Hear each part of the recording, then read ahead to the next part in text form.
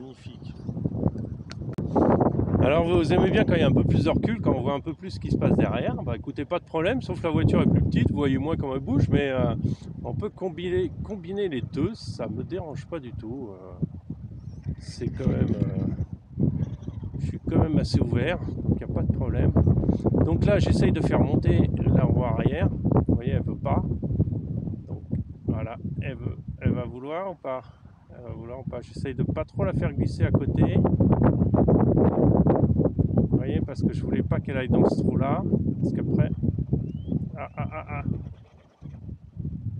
ah ah ah, vous voyez, ça veut pas. Voilà. Et je pense que j'ai un problème, la batterie elle est morte. La batterie elle est raide. Je la change, j'ai plus de puissance, j'ai plus rien.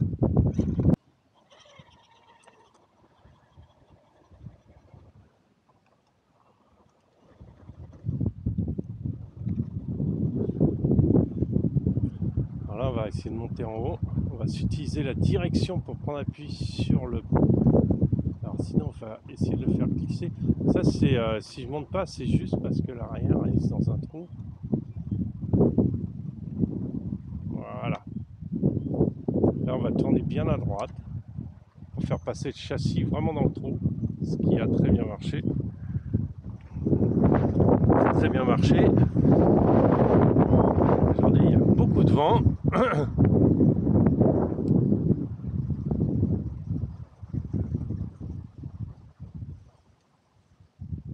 Alors là j'utilise la mini vitesse parce que je voyais que ça sautillait.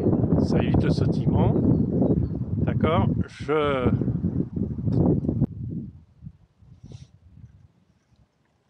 Donc le mieux c'est de paramétrer votre petite caméra, que vous puissiez l'utiliser individuellement. Et après vous avez 28 minutes d'autonomie, vous le mettez après à charge dans votre poche. Sans utiliser la télécommande, vous gagnerez beaucoup en autonomie. Là je tente un passage que j'ai déjà galéré à passer. Là il s'agit de prendre appui, garder le pneu à l'intérieur haut mais pas trop haut, parce que regardez l'arrière. L'arrière va monter. Et si l'arrière monte, ouais, je me casse la figure. Voilà. Et là, si je suis trop bas de l'avant, je monte pas. Alors ce qu'il faut, c'est que l'arrière soit relativement bas. Voilà, et que l'arrière soit bas, voilà, en dessous du caillou, pour pas monter. Après, réussir. Ah, moi je suis pas dans une position super efficace. Alors j'utilise la micro vitesse pour pas glisser. C'est là où elle est vraiment utile. Il faut jouer avec la direction pour arriver. Alors l'arrière est peut-être glissé là.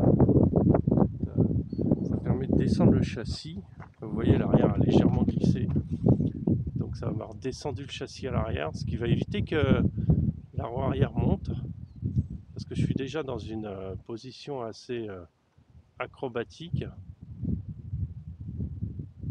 Alors là vous voyez, si j'accélère, en fait le châssis, la roue avant monte gauche, et c'est pas du tout ce que je cherche. Ce que je cherche c'est qu'elle monte pas trop. Alors ça permet de balancer le véhicule, hein, de faire ça, mais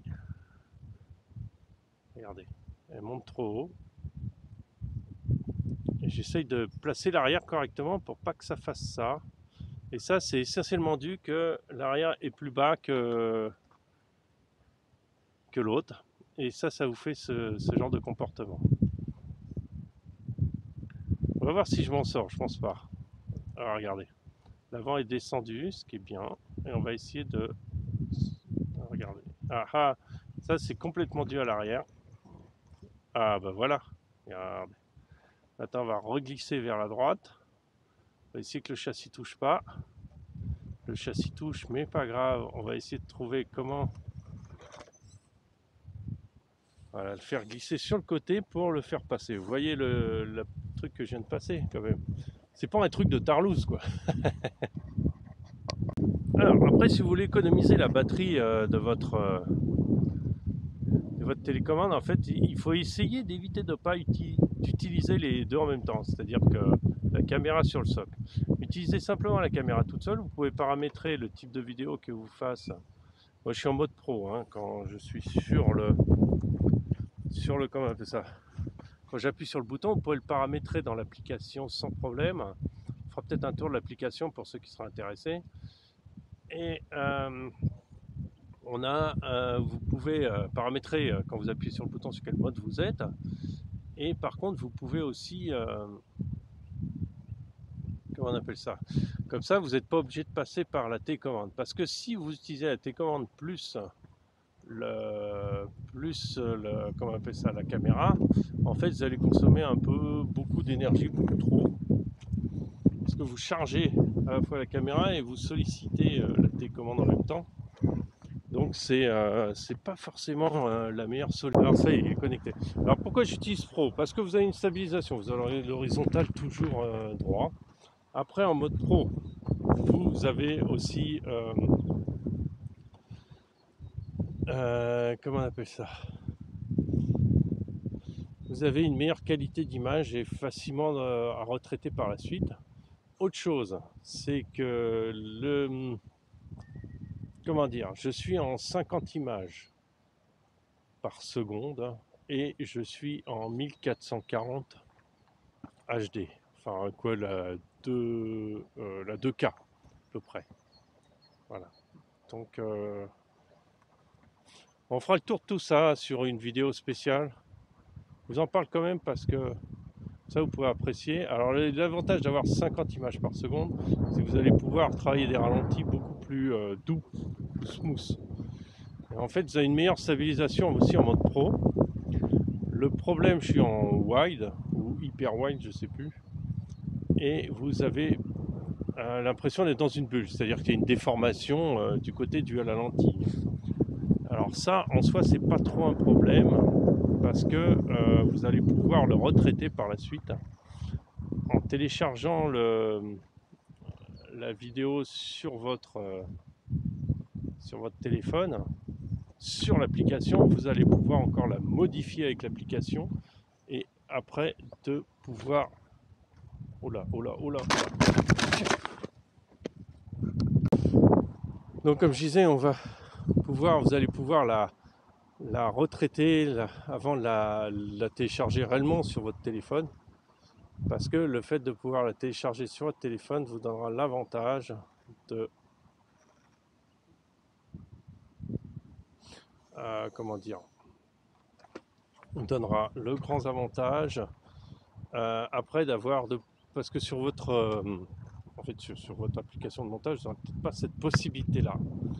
C'est très très mal parti, je glisse trop l'avant. Vous pouvez juste glisser de l'arrière mais pas de l'avant. Oh là là, oh là là, oh là là. Là c'est dur parce que il faut que je tourne à gauche et le véhicule ne le permet pas.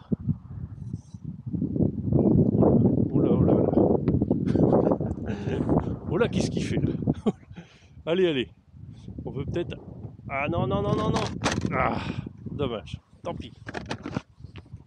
Tant pis, tant pis, tant pis. On va essayer une autre approche pour le faire. Il va le faire, hein. Ça il l'a déjà fait, même en mode châssis axial sans problème. Ce qu'il y a, c'est l'accès par le haut et c'est quasiment impossible. Voilà. Voilà, une fois que tu as l'accès là par là, c'est bon. Il suffit de compenser avec tes roues avant. Voilà, alors on cherche l'accroche sur les roues avant. Hop là, on flex à donf et c'est parti. Voilà, très beau, magnifique. Et ça, on adore. Voilà le panorama dans lequel je suis aujourd'hui, comme hier et avant-hier et les jours qui sont passés.